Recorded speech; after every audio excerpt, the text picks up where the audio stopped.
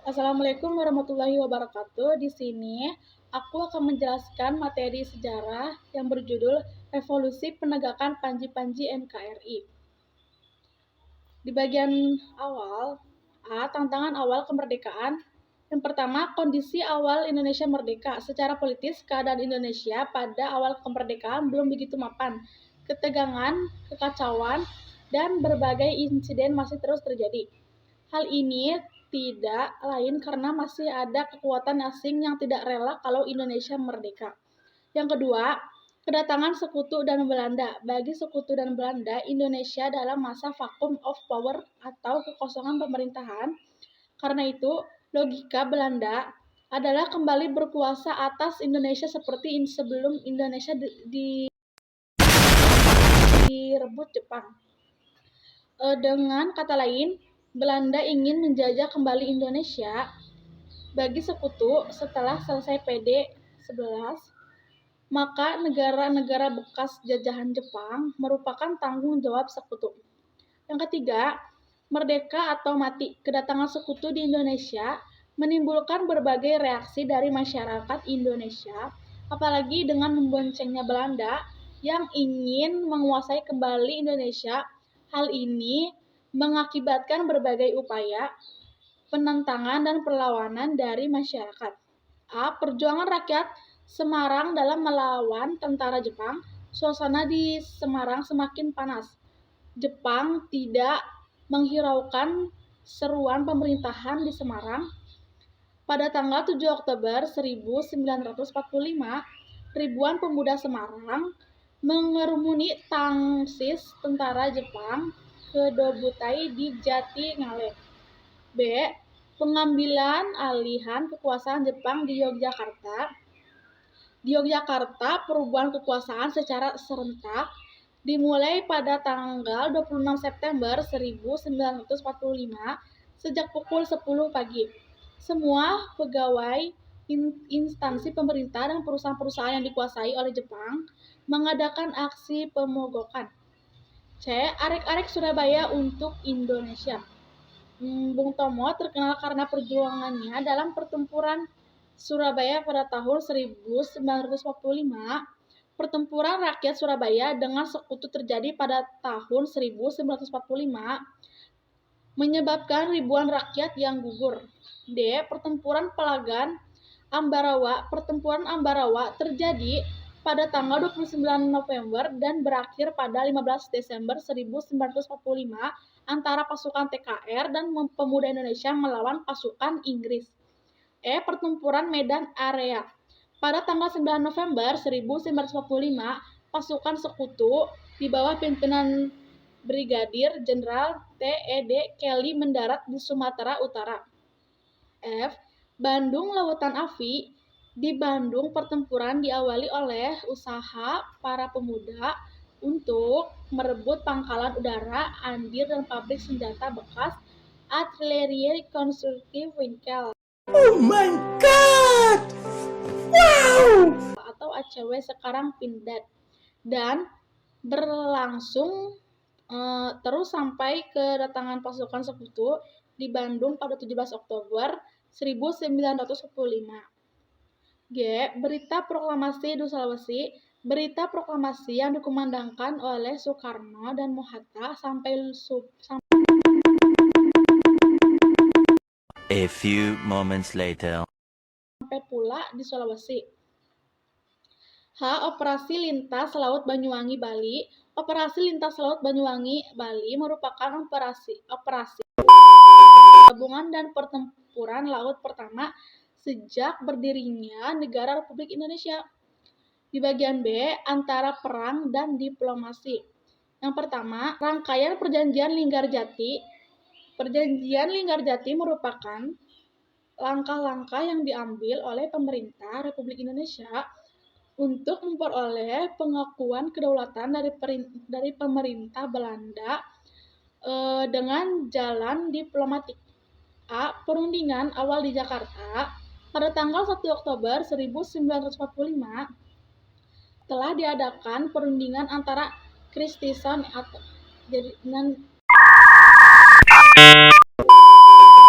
Christison Inggris dengan pihak Republik Indonesia. Dalam perundingan ini, Christison mengakui secara de facto terhadap Republik Indonesia. B.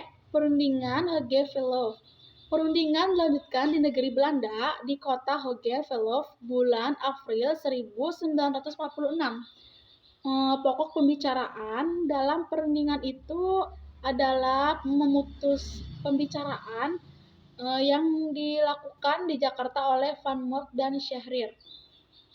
C. Pelaksanaan perundingan Linggarjati.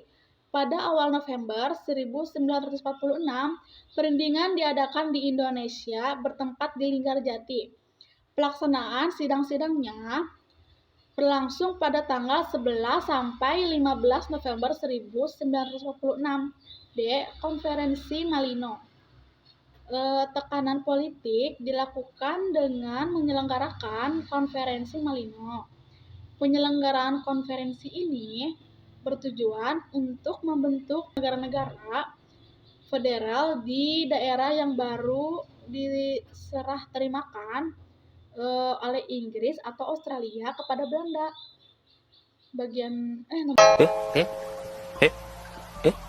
Nomor 2, agresi militer 1. Di tengah-tengah upaya mencari kesepakatan dalam pelaksanaan isi persetujuan Linggarjati, ternyata Belanda terus melakukan tindakan yang justru bertentangan dengan isi persetujuan Linggarjati. Yang ketiga, peran Komisi 3 Negara atas usul Amerika Serikat DKPBB membentuk Komisi 3 Negara atau KTN yang beranggotakan Amerika Serikat, Australia, dan Belgia. KTN berperan aktif dalam penyelenggaraan Perjanjian Renville serangan Belanda pada agresi militer 2, dilancarkan di depan mata KTN sebagai wakil DKPBB di Indonesia. Yang keempat, Perjanjian Renville. Isi Perjanjian Renville mendapat tantangan sehingga muncul mosi tidak percaya terhadap Kabinet Amir Syarifuddin, dan pada tanggal 23 Januari 1948 Amir menyerahkan kembali mandatnya kepada Presiden. Yang kelima, agresi militer 2 dan penangkapan pimpinan negara. Agresi militer 2 itu telah menimbulkan bencana militer dan politik baik bagi Belanda maupun Indonesia. Walaupun Belanda tampak memperoleh kemenangan dengan mudah, tetapi sebenarnya membayar cukup mahal. Serangan Belanda ini telah memuat kritik dan berbagai negara. Yang keenam, PRI atau penjaga eksistensi Republik Indonesia.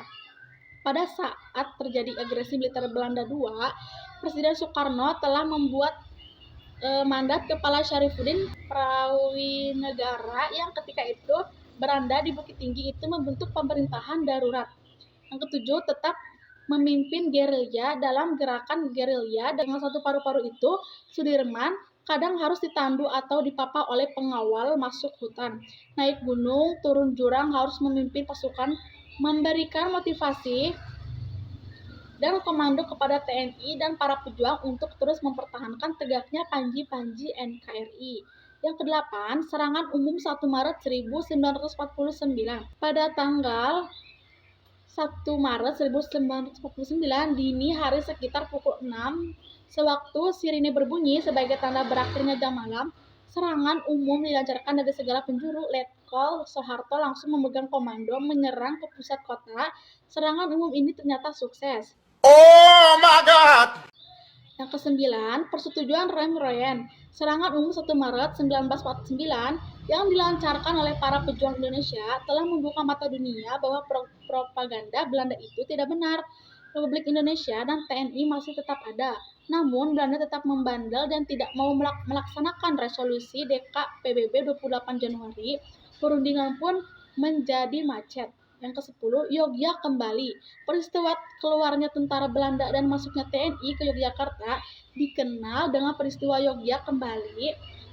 Presiden Soekarno dan Wakil Presiden Mohatta ke Yogyakarta pada tanggal 6 Juli 1949. Ke-11, Konferensi Inter-Indonesia. Hasil konferensi di Inter di Indonesia yang diselenggarakan di Yogyakarta antara lain A. Negara Indonesia Serikat disetujui dengan nama Republik Indonesia Serikat. B. RIS akan dikepalai oleh seseorang presiden dibantu oleh menteri-menteri yang bertanggung jawab kepada presiden. C. RIS akan menerima penyerahan kedaulatan. D. Angkatan Perang RIS adalah Angkatan Perang Nasional.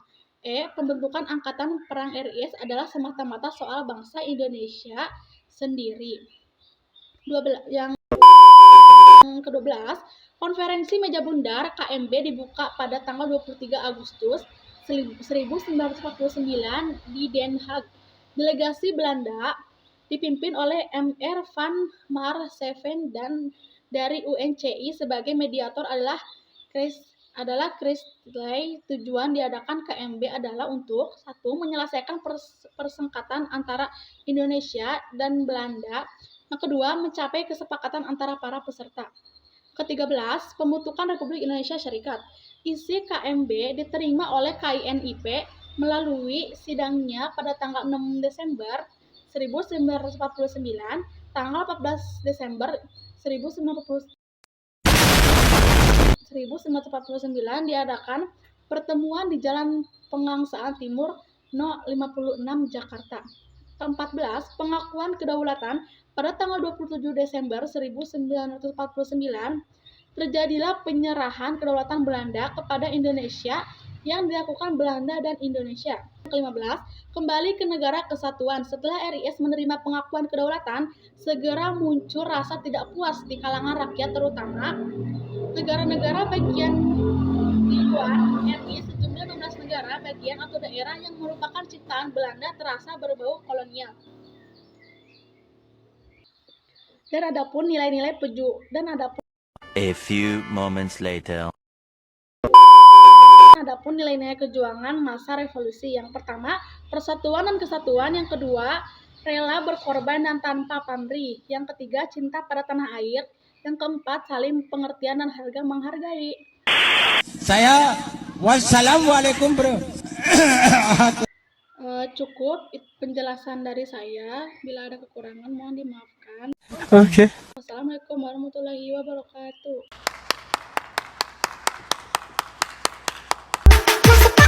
Masuk, masuk, masuk, masuk, masuk, masuk.